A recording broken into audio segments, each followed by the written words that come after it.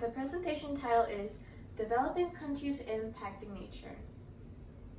As developing countries are continuing to grow and expand its economy and country, it tends to make people reminisce of what was once there.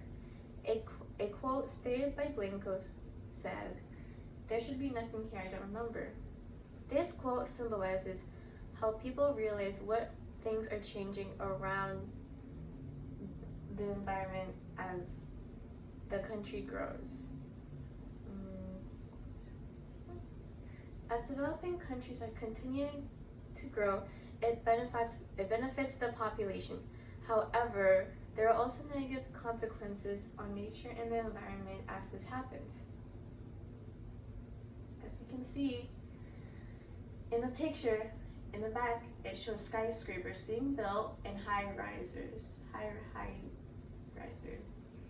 But in the front, you can see a village with buildings that are not as modern as the buildings in the back, and some little shacks. This symbolizes how developing countries are continuing to grow. This leads to the question, how are developing countries impacting the change of the natural environment? Several ways developing countries are impacting the natural environment is by exploiting natural resources, extinguishing crop growth and livestock, and contributing to air pollution.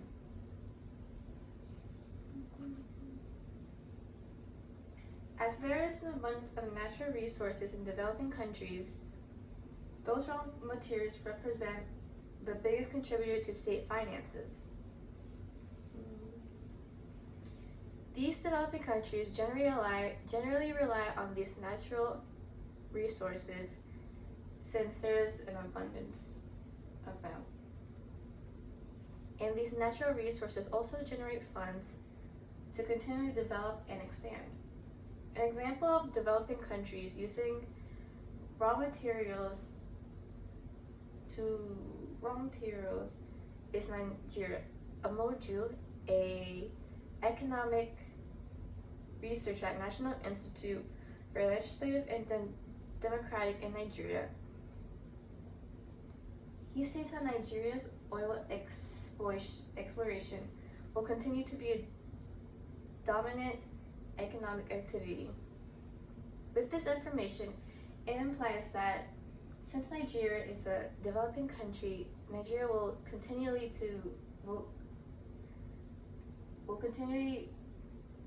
harvest oil as it continues to grow, which will eventually lead to not as much oil as there once was, which will be a problem.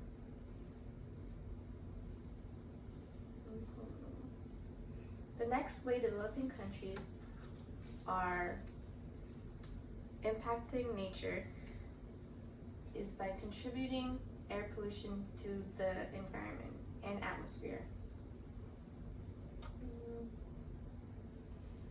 With the rapid growth happening in developing countries, it has created a high amount of air pollution such as smog. The smog contributes to the greenhouse effect, which increases carbon dioxide in the atmosphere.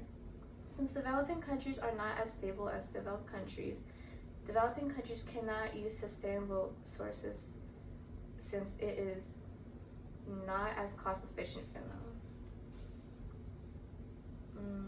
Developing countries continuously have to choose between putting nature first or putting the country's growth first. Typically, developing countries choose the growth of the country first. Sustainable energy sources could be used to fix the problem of choosing, but it is not a priority since it would cost more. An example of this is China and India. China and India are examples of countries with air pollution.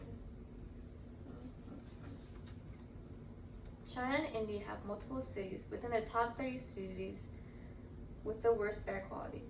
This implies that cities with bad air quality are mostly located in developing countries. Another insight on this issue comes from Kevin Wood, Vice President of Sales and Marketing at Canfield, USA for air filtration. Kevin Wood says that developing nations, since those nations are less likely to use sustainable energy, since it tends to be more expensive unlike fossil fuels are more accessible for developing countries. This insight also supports why developing countries contribute air pollution to nature. Another important insight on this issue is from Margaret Thatcher. Margaret Thatcher was a prime minister of the United Kingdom from 1979 to 1990. Thatcher gave a speech on November 8, 1989 at a United Nations conference in New York City. Thatcher pointed out that there is a vast increase of carbon dioxide in the atmosphere and that it has been increasing 3 billion tons. Thatcher concludes her speech by saying that each country has to contribute to help reduce carbon dioxide in the atmosphere, implying that developing countries have contributed to 3 billion tons of carbon dioxide.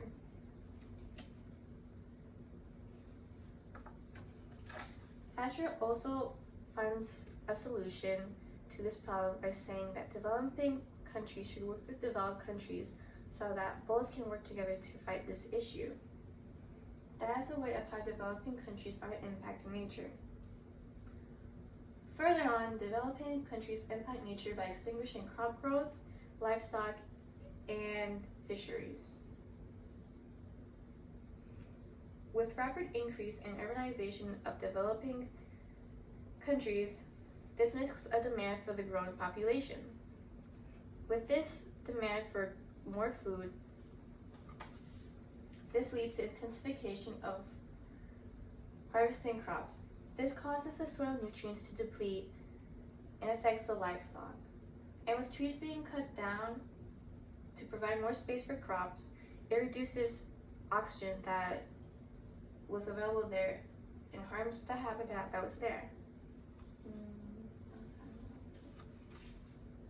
The U.S. global leadership points out that 1 million species are endangered due to agricultural production of crops. Livestock is affected by the needs of more food for the growing population in developing countries. Developing countries impact crops and livestock negatively for it to grow. In this picture, it shows a man standing in soil, and the soil seems to not be as healthy as it once was, showing that this tree trunk seems like it is dying, which insinuates that the soil is not as good as it was before for crops. If developing countries continue to intensify harvesting for crops, then the soil will turn out to be like this. With all these reasons to the question, how are developing countries impacting the natural environment? This leads to the solution that developing nations work with developed nations in order to have financial support and focus on sustainable ways to grow the developing nations. This will help developing nations have financial support while also being able to focus on its own people. There are other solutions to this issue, however, there are some limitations to them. One solution was using climate-friendly change techniques, but the limitation to this solution was that it may be cost-extensive for developing countries. Since developing countries are not as stable as developed countries and may need help from others. Another solution was conserving land and forests. But the limitation to this solution was that developing countries are continuously growing and needing trees. If developing countries are not able to have as much land as it can get, then the growing population will not be as well. And we're excited